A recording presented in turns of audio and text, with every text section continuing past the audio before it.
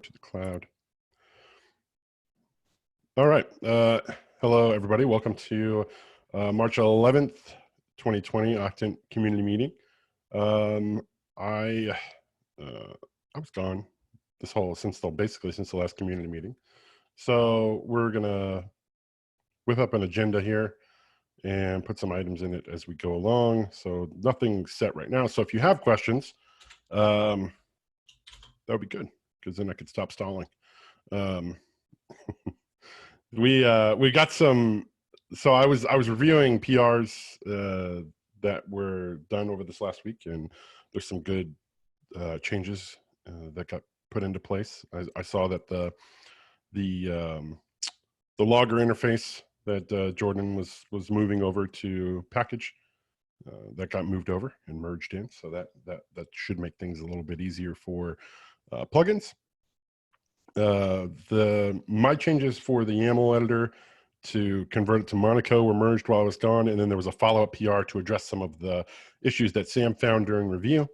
Brian got those in place, and we got that all merged in. So, and the current master is the YAML viewer, which is still read-only, is now using the Monaco as the backend. That was a good group effort from everyone. Milan helped on that, Sam helped on that, Brian helped on that. So I know that Brian gave me a shout out for it in the Octant channel, but that was really everyone jumping in and getting that thing merged in. So that was good. We are, let's see, let me pull it. Let me share my screen. I'll pull this up. Let's see. Sometimes, dude, hate's a strong word. I very much dislike the way Zoom does its sharing of things. Okay, let's see. You see a browser window? Yes? Yeah. Okay. So this issue here is one that came up, which is to remove the replace statement in go.mod. This is it's related to our dependencies, but what it does is it's essentially causes a conflict when there are other imports that you want to use to build out a plugin that also use client Go and want a specific version or want the latest version. Our replace directive is overriding that and then causes a ambiguous import. So this is related to an issue that was opened a while back. Yeah, this is related to this K8 API compatibility issue that we've had outstanding for a while. The likely solution will be that as we start to get closer to a 1.0 which really is only important for the plugin API, we will pin ourselves to and say we support this range of Kubernetes versions officially, and then master will obviously evolve on that. But the idea will be a one back, one forward type support. So in that example, we would be supporting, if the current release was like 1.14, we'd be targeting to try and make sure we were supporting 1.13, 1.14, and 1.15. Right now, there is no official support around what API versions we support, but that is due to the fact that we're not at a stage of 1.0 yet, or getting even really, like we're working towards it, but we're not there yet. So we will definitely be figuring out those details before we do a 1.0, but that's where that stands. So let's see if I can get the agenda back. I will. There we go. And yeah, we finished up the components to Unmarshal. So the new editor component can be unmarshaled, so that can be used by plugins as well. And the remaining outstanding components were added to the Unmarshal list. So everything that we currently support, or everything that we want to currently support plugins to be able to do, they can now do. I think there's a few exceptions that they cannot do, which is port forwardings and terminal windows. Is that right, Sam? Yeah, so anything that requires knowledge of Octant's internal state, it just would not make sense to expose as a component because they wouldn't be able to use it anyways. Yep, right. And then, so that's it for the agenda this time. We're marching towards no marching, but we're looking at a release here soon. There was some things that if you can see below in the March 4th agenda, we talked that the Monaco YAML viewer, the logging interface, CRDs, and the terminal tab being moved. I think the only one left is the terminal tab. So we'll be revisiting that this week, and probably I would like to see that get in by the end of the week, and then we would be cutting a new official release sometime early next week, ideally. That's great progress. Thanks, Wayne. That's awesome. Love to see the Monaco viewer. I think that's going to be a good UI improvement. The logging, all of those things are going to be awesome to see. Yeah, no, it was great progress. Everyone did a great job. I just came back to a bunch of work being done, which was pretty awesome. So it's like, didn't have to do anything, and everything's better.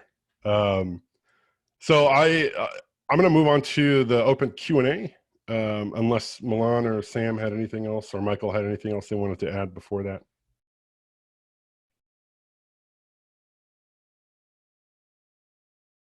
Okay. So does Octant have plans to support a graph component? Yes. Eventually, we would like to have some type of visualization component in place. I think what that looks like now is just as adding components to our existing library that would allow folks to then build out a graph UI. I don't think we will specifically implement some type of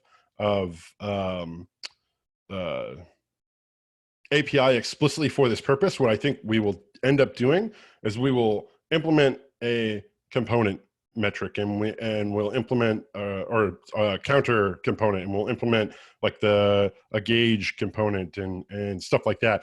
And then once there's enough components in place, we've kind of built out the library for it, then folks will be able to essentially create their own UIs for the purpose of showing like time series graph data, or really any type of visualization you wanted to do.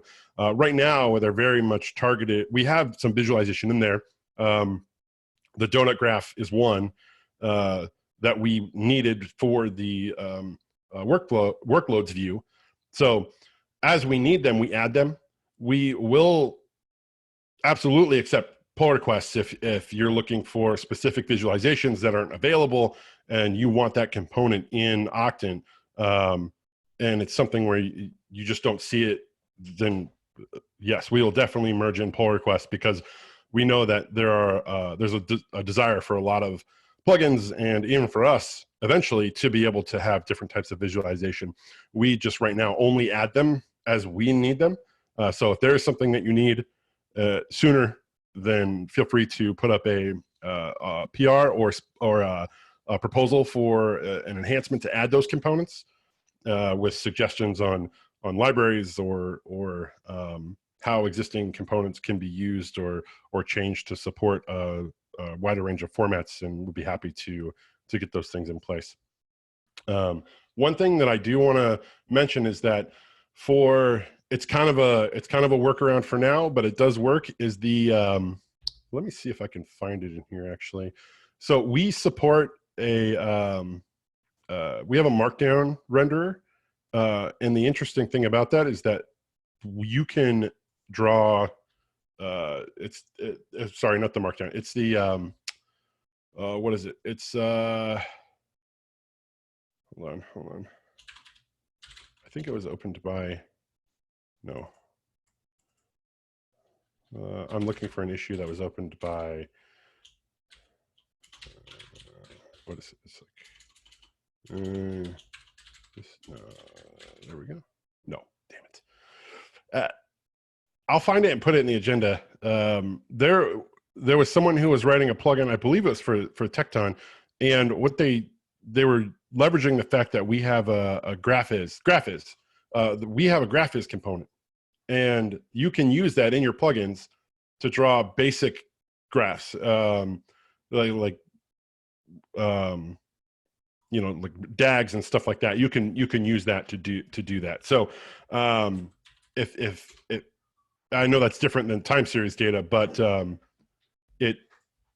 we do have support for that kind of directly, but through the GraphIs component. So hey Wayne, is this the Tecton PR you're looking for? I added it on chat.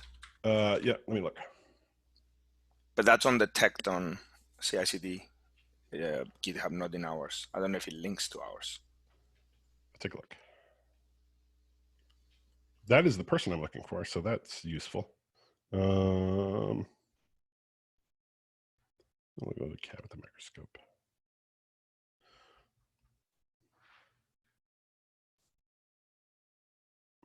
Yeah, here we go. So this is what I was looking for. Thank you, Michael.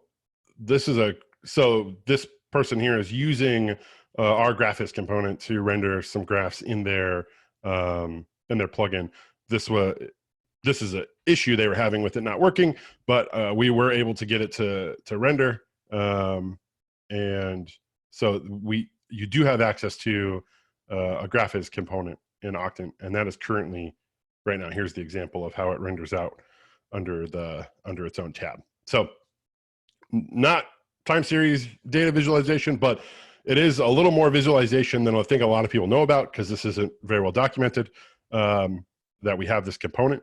But yeah, you can do stuff like that.